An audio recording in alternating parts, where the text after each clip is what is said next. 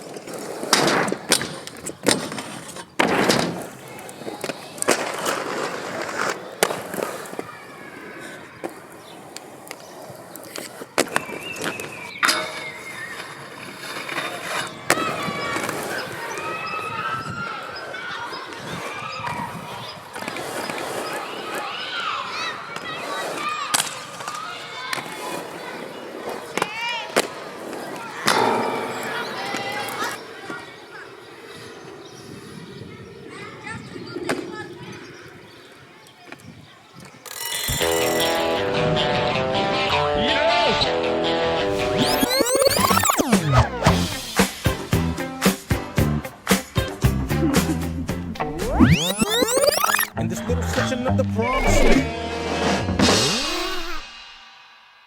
Hola YouTube, my name is Ricardo Lino and I'm a wheel addict right now in Lisbon, Portugal. If it's a bit too noisy, I'm sorry, I'm mic'd up here, so it should be okay. But anyway, I'm doing the best that I can. So what can I say about these skates? There are some things about these skates that I don't like as much, but there are others that I like. So let me start with the sizing. I am usually a size 43 in some skates, 42 in others. For those of you in the US, that means that I'm a US 10 man sizes in most skates, and in others I can be 9 or 9.5. I'm 275 millimeter length in Mondo size, and I believe that these are true to size. So as someone who used the Chaya Karmas before and the Chaya Barbies, those felt tighter than these. So I felt a bit roomier without being too roomy. That means that size 43 fits just perfect. And these skates, to me, felt much more comfortable than the Karma. With the Karma, I sometimes felt like I was hitting my toe in the front, and that didn't happen with these ones. So in terms of fitting, they felt good to me in a size 43. My foot is not too wide, but it's also not too narrow. So I would say like I have an average foot, and it felt perfect. Now, I'm gonna need to compare these with the other Chaya skates, such as the Barbie skates and such as the Karma. So this skate is supposed to be way more supportive because it's higher than the Karma, and way less supportive than the Barbie skates, because the Barbie skates, they don't have this plastic shell underneath. I can tell you right away that I like these much more than I like the Karmas, but I also like the Barbie more than the Karmas. It's somehow like, I'm not saying that one is better than the other, but the way that I feel is like on the Barbie skates, I feel like I can move my foot a lot, I can bend my foot, and on these I cannot bend my foot as much.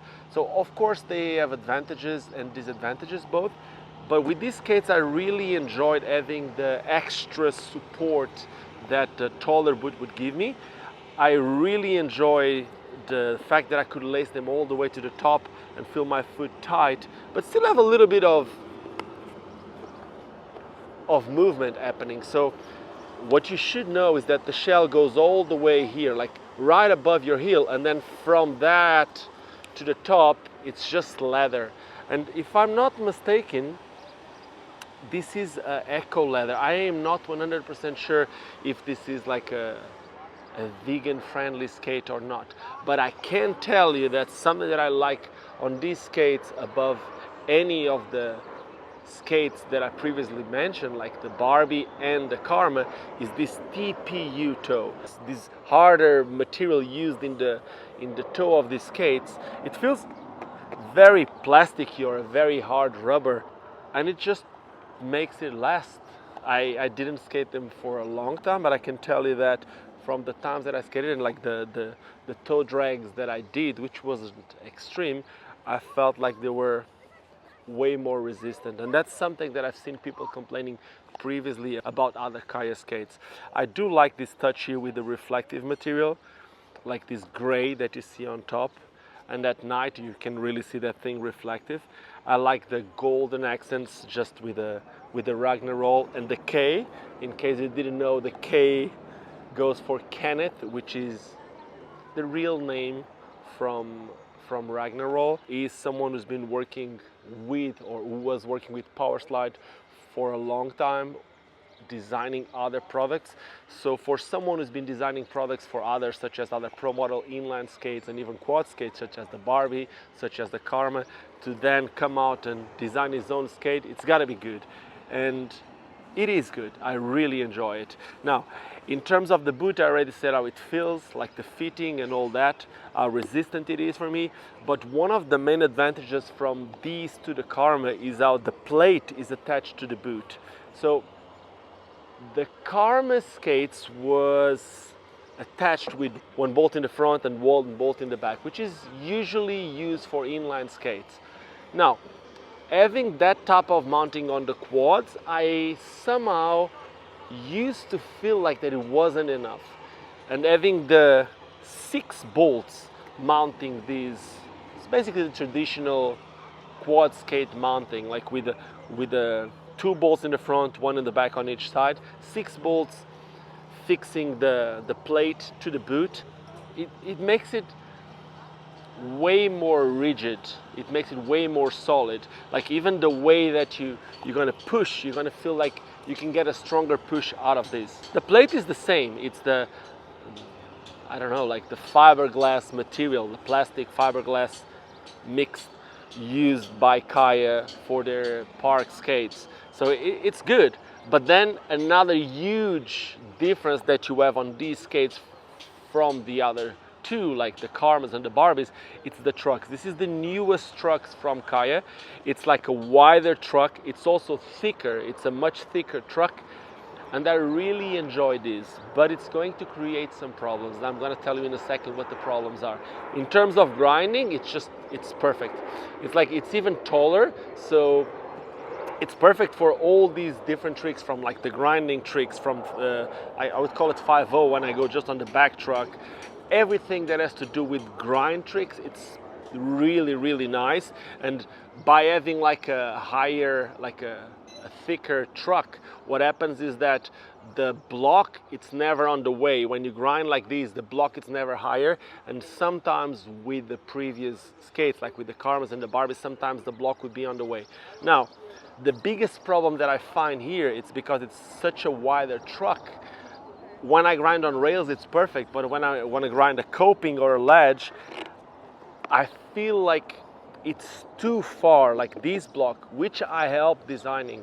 So I'm gonna say it's my fault here too, but I feel like the grinding surface, it's way too far from where the wheels end. So you're grinding here and the wheels end here, or you're grinding here and the wheels end here. And that makes it too deep, so the wheels end up touching a lot. And if you have narrower trucks like you had stock on the Karmas, and which was what this block was initially designed for, like narrower trucks like the Karmas, then you could still do, or you could do a lot of grinds where you use this backslide plate, which is this part here, or you use the block on copings and on ledges and all that. Now you can still do it, but it's much harder, especially because of this backslide plate makes you lean one way or the other. So for grinding on rails, it is really nice. I would say it's perfect. It's close to perfection. On ledges and copings, it's a bit harder. So this is something that you can always change. There's several blocks on the market that will be wider. so that you can try those, and yeah, you will find it easier to grind on copings and on ledges, but then it will probably not be as easy for rails. So there's always pros and cons. Now, going down on the skate to the wheels, this skate comes with 60mm wheels, which I really like how they roll. They roll super smooth, they're big, they roll nice on a bowl or on ramps.